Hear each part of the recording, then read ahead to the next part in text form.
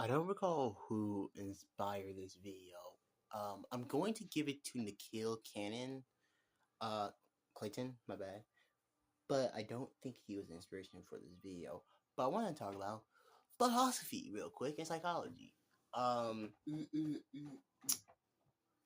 I remember now.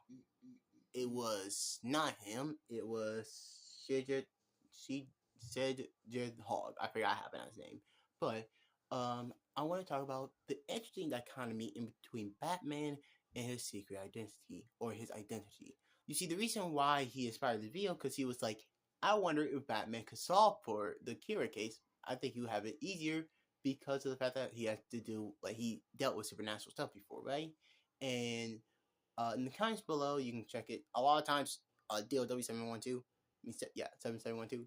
Go check on most of my accounts, and you will see like comments about stuff that probably should have been videos, but I probably won't make it. But one of the points I brought up in there was the fact that he might be immune to the Death Note.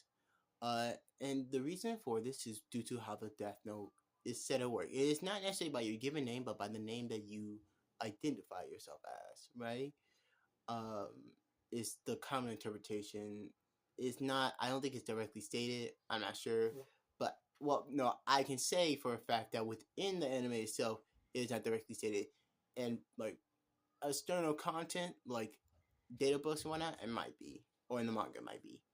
Um, but the reason why Batman might be immune to it is because of the fact that Batman is in much case like Shigaraki, except slightly different. His identity of who he is constantly changing, especially during different periods of his life. To begin off with, if you take when he was training, he didn't really have identity. He had a concept of identity, like a not an ego, but the one below the ego. He had that, and then afterwards, he did form a form of the ego, being vengeance. He didn't identify himself as Batman for a decent bit until someone else started identifying him as it, in which case that became his core identity. But even his secret identity, Bruce Wayne, didn't fully develop until later in his career, or not later, but like I would say like year 2 to 3 in his career, where he began to build his own character. But also, take for instance, when you get into, I would say Tim Drake, but especially Damian Wayne, you begin to get this identity evolution of who he identified himself as. Of course, there are real life raps because, you know, comic books, but also that's just how people would be in real life.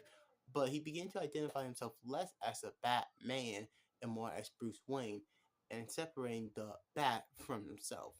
There's more we can talk about